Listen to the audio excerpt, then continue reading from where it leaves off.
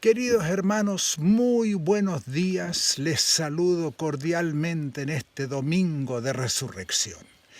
Cuántas circunstancias externas han cambiado. Desde luego que antes nos reuníamos, celebrábamos juntos, ahora cada uno en su rinconcito. Pero ¿saben qué? Les tengo que decir, la realidad de la resurrección del Señor no ha cambiado. Tal vez ha cambiado el formato, lo externo, pero no esa tremenda realidad de que Cristo ha resucitado. Pienso en las circunstancias que rodearon a los discípulos, ese tiempo de opresión, de persecución, y ahí estaban en un cierto conflicto interior. Por un lado, su corazón decía una cosa y las circunstancias externas decían otras. ¿Saben qué? Eso también vale para nosotros. Yo creo que las circunstancias presentes nos anuncian tiempos difíciles, inciertos. Hay dudas, hay preguntas y temores. Y aquí donde yo pienso muchas veces en lo que, perdonen que lo diga como un testimonio personal, pero tuve una experiencia de enfermedad que reafirmó esa verdad que tantas veces olvidamos. Ni la medicina, ni los médicos, ni los seguros son una garantía. Si el Señor no está al frente, cuidando de cada uno de nosotros, guiándonos, nada tiene sentido. Así que esta batalla del presente, también en nuestro cuerpo, yo estoy pensando ahora en esa enfermedad que me tocó vivir, la batalla en el cuerpo, en la mente, en el espíritu, me di cuenta, es una batalla de fe. Todos los esfuerzos que se hagan con los mejores expertos, las mejores garantías, los mejores resguardos, los mejores cuidados, no son garantía.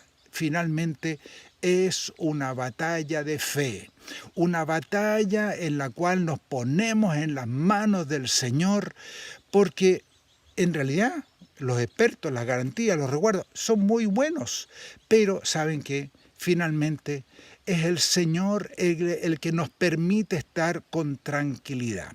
Así que lo que usted hoy día esté viviendo en su hogar, en su trabajo, en el cuerpo mismo, en la mente, en el espíritu, es una batalla de fe. Hoy recordamos la resurrección de Jesús. Eso no ha cambiado. Ahora, ¿cómo hacer esto de que en realidad ese hecho histórico sea algo que en realidad sea algo trascendente para mí en este momento? Porque de eso se trata, de sacar lecciones profundas para mi vida, para ser aplicadas permanentemente.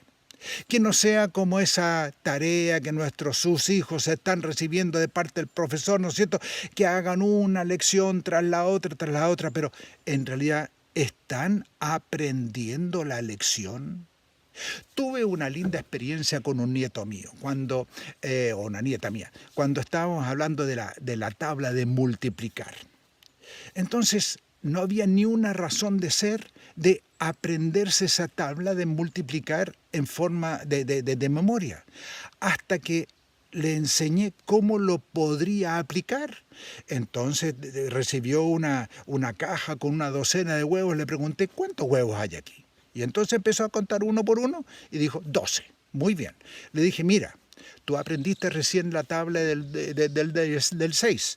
Aquí hay 2 huevos y en esta otra coordenada hay 6 huevitos. Entonces 2 por 6, ¿cuánto es? 12 huevos. Mira qué interesante. ¿Y saben qué?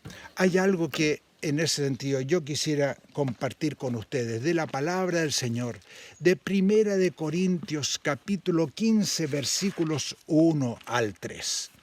Que estos datos históricos no queden ahí nomás, sino que lleguen a ser una parte importante en nuestras vidas. Dice ahí, amados hermanos, permítanme recordarles la buena noticia que ya les prediqué. En ese entonces lo recibieron con gusto y todavía permanecen firmes en ella.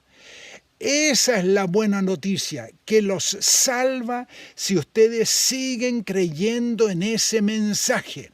Yo les transmití a ustedes lo más importante y lo que se me había transmitido a mí también. Cristo murió por nuestros pecados, tal como dicen las Escrituras. Fue enterrado y al tercer día fue levantado de los muertos, tal como dicen las Escrituras.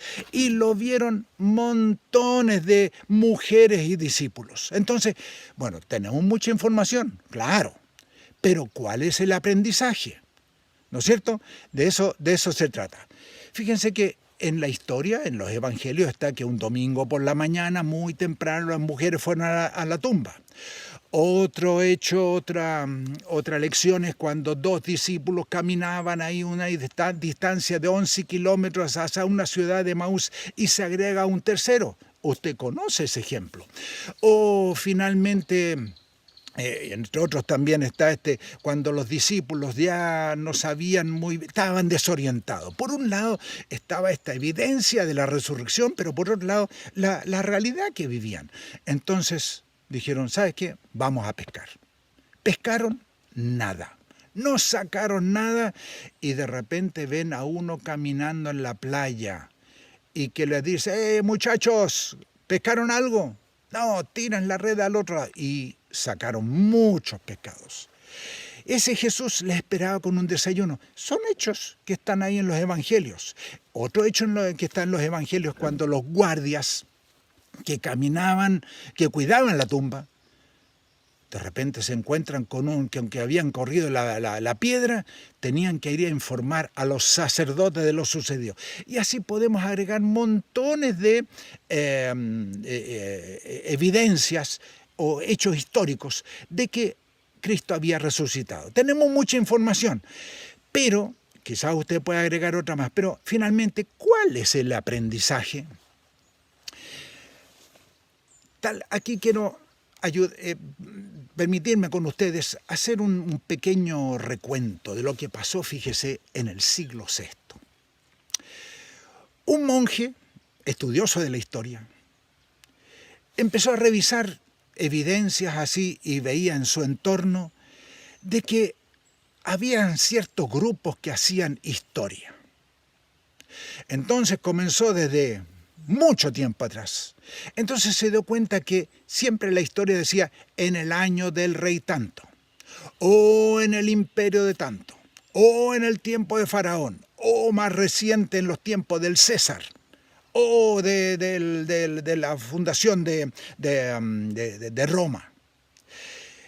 Estaban pensando en términos de ciclos, la vida de altos y bajos de distintas personajes que aparecían en la historia y que hacían historia, y después todo volvía a lo normal, y esto era algo cíclico.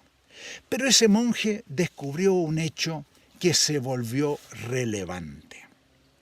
Empezó a indagar y se encontró con los evangelios, se encontró con cartas escritas por personas que habían vivido en cierta época, y se encontró con este pasaje que les acabo de leer de Primera de Corintios capítulo 15, donde Pablo dice, es una buena noticia, es lo más importante. Y se dio cuenta que alguien pasó por este mundo y dejó huellas. Entonces este monje empezó a estudiar esto. Empezó a estudiar estos grupos de personas, estos seguidores que aceptaban a los débiles, a los marginados, a los esclavos, soldados, a hombres, mujeres, a niños, y formaban comunidades. Y esas comunidades eran seguidores de un tal Cristo. Estos seguidores hacían algo muy distinto a lo que era culturalmente aceptado, porque así era la vida. Ahogaban a los niños débiles al nacer o al niño del género equivocado, los padres lo podían abandonar, en fin, porque así era la vida. Pero ese grupo pequeño tenía por modelo a uno que había dicho, dejen que los niños vengan a mí. ¿Y saben qué? Lo hicieron. Recogieron a esos niños abandonados, recogieron a viudas eran cuidadas. Y entonces empezó a preguntarse, ¿y quién es la fuente de inspiración de este grupo? Después siguió revisando otros documentos históricos y llegó a un evangelio que decía, dad al César lo que es del César y a Dios lo que es de Dios. Esto era tremendamente revolucionario, ya que en esa época se asumía que el Estado tenía la franquicia sobre la religión. No existía esto de separación iglesia y Estado. La fe era prerrogativa del gobernante. Y descubre que hay uno que dijo, ¿saben qué? Hay otro reino. Dijo que todos deberán compadecer algún día ante una autoridad superior al gobernante que ejercía en esa época. Entonces empezó a revisar ahí, ¿y quién era que se atrevió a afirmar esto? También se dio cuenta que ese grupo hablaba de ayudar al enemigo, de poner la otra mejilla, de andar una segunda milla, cuando la realidad de la época era odiar a los enemigos, aplastarlos, verlos huir, verlos sufrir. ¿De dónde sacaban estas enseñanzas tan diferentes, pero que había cambiado el mundo? Se encontró con un tal hijo de un carpintero judío, que nació, vivió, murió y resucitó. Incluso que esa persona en la hora de sentencia a su muerte dijo, Padre, perdónalos porque no saben lo que hacen. Y sus seguidores lo recordaban e incluso comenzaron a morir de la misma forma. Miró más la historia y se dio cuenta que Nerón tomaría a ese grupo de discípulos, los cubría de brea, los quemaba y los usaba como antorchas humanas. Entonces ese monje se hizo la gran pregunta, ¿quién fue ese hombre? Hasta que descubrió y hizo este enganche, hizo esta conexión que yo quisiera transmitirles en esta mañana. De que esto no es un mero hecho histórico, sino que es un hecho presente que puede hacer una gran diferencia en mi vida y en su vida. Ese monje descubrió que ese personaje es el punto central de la historia. ¿Y saben qué es lo que hizo? Empezó a trabajarlo de tal manera que hoy día este monje comenzó a revisar la historia para atrás y dijo, vamos a decir que la fecha del nacimiento de ese hombre, de ese hijo de carpintero, es el año 0. Y de ahí comenzó a numerarse hoy día la historia. Y por eso usted, hoy día cuando anota una fecha, sabe que hoy día, ahora, es el año 2020. Bueno, le erró por un pequeño margen, ¿no es cierto? Pero eso es lo de menos. En todo caso, este monje descubrió de que el punto central de esa historia merece ser un punto del cual comenzamos a enumerar nuestros años. Y esto es lo que yo le quisiera transmitir en esta mañana, de que ese personaje, ese Jesús que finalmente nació, vivió, hubo una pasión, murió en la cruz, murió, fue sepultado y finalmente fue resucitado, incluso fue llevado al cielo. Entonces ese personaje, para ese monje, llegó a ser el punto central de la historia. Y gracias a Dios, porque lo es para todos nosotros también, que cada vez que escribimos la fecha, estamos recordando, aquí hay un punto de partida. Así que esa historia, esa realidad, es la esperanza también para los oprimidos. Es una inspiración para nosotros que estamos en ciertos grados de desesperación de repente. Incluso hubo un personaje en la antigüedad que lo nombró Rey de Reyes, Señor de Señores, cuando era una burla haberlo dicho. Entonces, ¿cuál es el aprendizaje?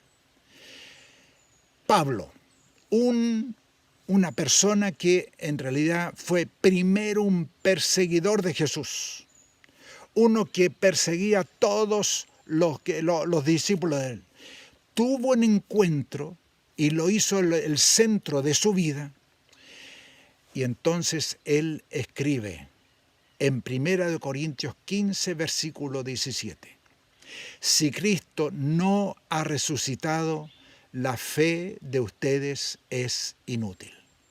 ¿Y saben qué? Eso es algo que debemos recordar con mucha fuerza. Reiterárnoslo en nuestra mente, que no sea solamente algo que está ahí en la historia. Filipenses capítulo 3, versículo 10 dice, ese mismo apóstol Pablo dice, quiero conocer a ese Cristo y experimentar el gran poder que lo levantó de los muertos. Quiero sufrir con Él, participar de su muerte, para poder experimentar de una manera la resurrección de los muertos. Pedro, mucho más adelante, dice también en la historia, ¿no es cierto?, uno de los discípulos que en tiempos jóvenes traicionó a Jesús. Pedro escribe, ¿saben qué? No hemos seguido fábulas artificiosas, no hemos seguido cuentos sin sentido, no hemos seguido fake news. Pedro dice, hemos nacido de nuevo porque Dios levantó a Jesucristo de entre los muertos.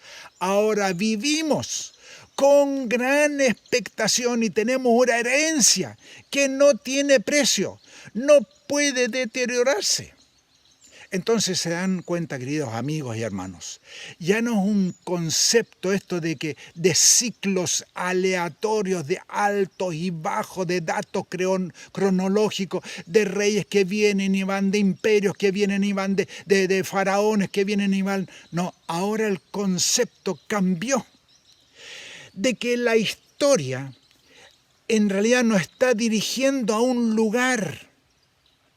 No es algo que es cíclico. No. Esto tiene una razón de ser, porque al principio Dios creó los cielos y la tierra, y esto nos lleva a un lugar. Esto tiene una razón de ser. Un día en que celebramos el domingo de resurrección, tiene una razón de ser.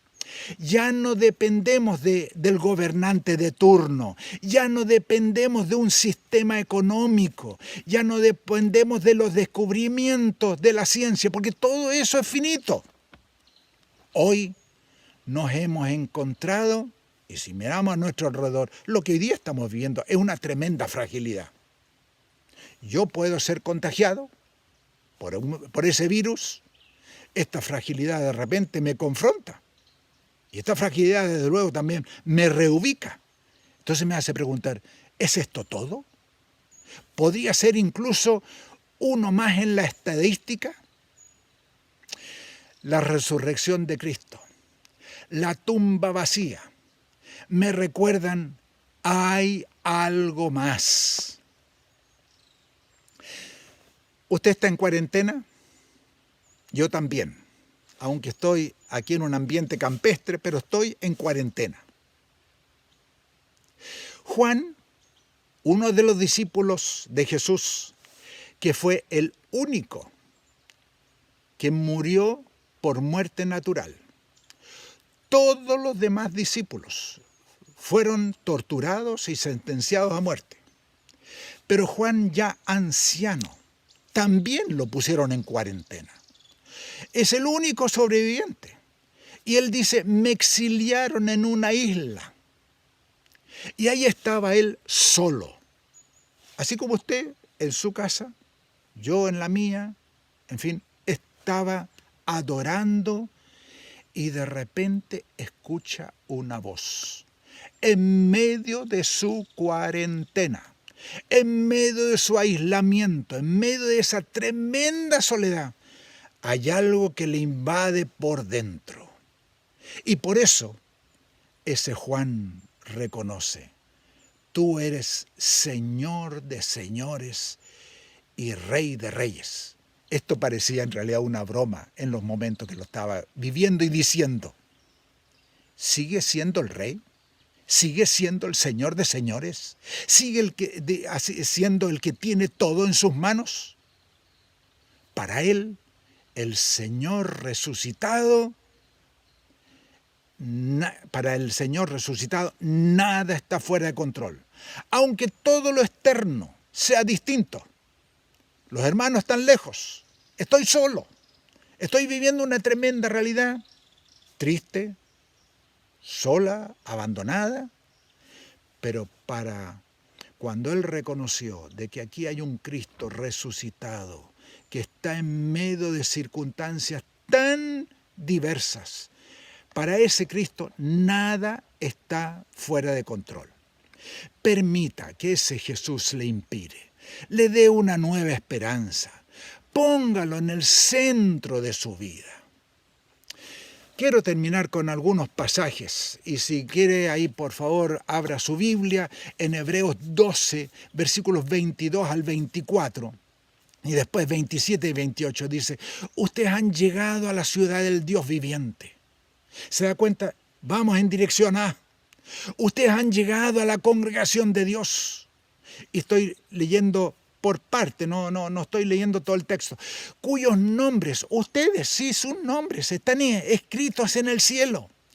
Ustedes han llegado a Dios mismo, quien es el juez de todas las cosas. Vaya qué descubrimiento. Y quiero terminar con esto, con este Juan ahí en la isla de Patmos. Cuando está solo y ve esa tremenda revelación de ese libro que él registró finalmente, que lo llamamos Apocalipsis, o ese libro que es revelación, él tuvo una revelación. Y él pone, después de esto, vi una enorme multitud de todo el pueblo, toda nación, toda tribu, toda lengua, que eran tan numerosa que nadie podía contar. ¿Y saben qué? Estaban de pie delante del trono y delante del Cordero y gritaban, la salvación viene de nuestro Dios que está sentado en el trono y del Cordero. Que esto resuene ahí donde usted está escuchando este mensaje. La salvación viene de nuestro Dios que está sentado en el trono y de ese Cordero, de ese Jesús, de ese Mesías, que un día vino, murió por usted en la cruz, para perdón de sus pecados, para que usted vuelva a tener una relación íntima con ese Dios y sepa que lo que está sucediendo no es algo sin sentido, sino que estamos juntos, caminando como pueblo de Dios en dirección a esa comunión perfecta con Dios. Así que, queridos hermanos, les recuerdo esa buena noticia que les prediqué una y otra vez. Es una buena noticia que los salva y siguen creyendo el mensaje. Estoy leyendo de 1 Corintios 15. El apóstol Pablo escribe esto. Lo más importante es que Cristo murió por nuestros pecados, fue enterrado y al tercer día fue levantado de los muertos. Y ahora vive y reina para siempre. ¿Saben qué? Sus promesas fueron selladas con la resurrección. El poder de la muerte fue quebrantado. ¿Puede decir conmigo un gran aleluya? Así que lo que estamos viendo hoy, entiende de que nadie de nosotros lo alcanza a dimensionar. Así que como sobrevivientes, ¿cuánto tiempo sobreviviremos? Redescubramos a ese tal Jesús resucitado. Tengámoslo como modelo de compasión.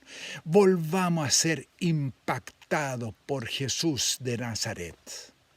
Ese Jesús, cuando caminó aquí en la tierra, dijo, sígueme y verás lo que yo veo.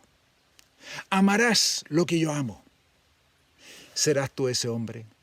¿Serás tú esa mujer? quiero invitarles a tener un momento de oración, a encomendarnos al Señor y a decirle: Señor, por favor, ven a mi vida. Oremos. Padre Celestial, en esta mañana tú me estás invitando a seguirte. Te confieso que me siento muy vulnerable frente a enfermedades, frente a pérdidas financieras, frente a engaños políticos, frente a fracaso profesional. Tengo dudas, tengo temores, pero miro tu palabra, recuerdo tu resurrección, Señor, y quiero decirle a mi mente, a mi espíritu, quiero decirte: creo en ti, aunque, Señor, esos aunque son tan diversos. Señor, tú tienes algo que nadie me puede quitar: la herencia de tu infinito amor. Gracias, Señor. Gracias por la resurrección. Gracias por los cielos y la tierra nueva. Hoy te alabo, Señor, y al hacerlo, esta ansiedad se desvanece. Gracias, Señor. Amén. Que el Señor les bendiga y Cristo ha resucitado. Que el Señor sea con todos nosotros. Amén.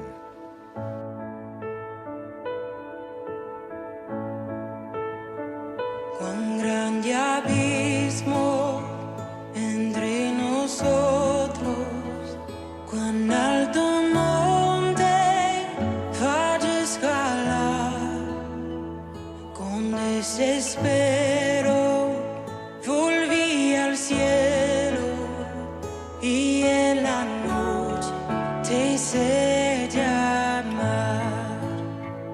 Allá en lo oscuro tu amor profundo cruzó la sombra y me alcanzó. Ya es consumado y el fin escrito, mi esperanza está en Jesús.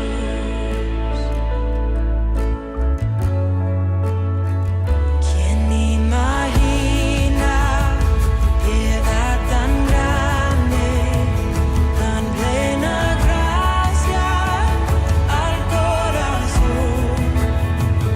El Dios eterno dejó su gloria, de mi pecado Él se vistió.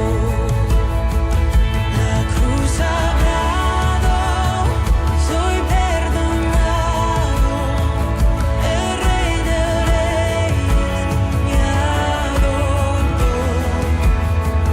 Señor hermoso, te pertenezco, mi esperanza está en Jesús. Oh, aleluya,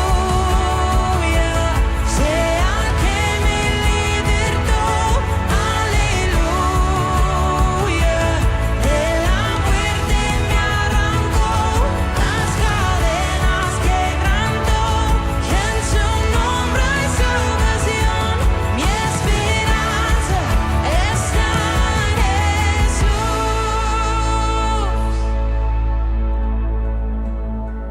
Y tus promesas fueron selladas cuando tu cuerpo resucitó. Desde el silencio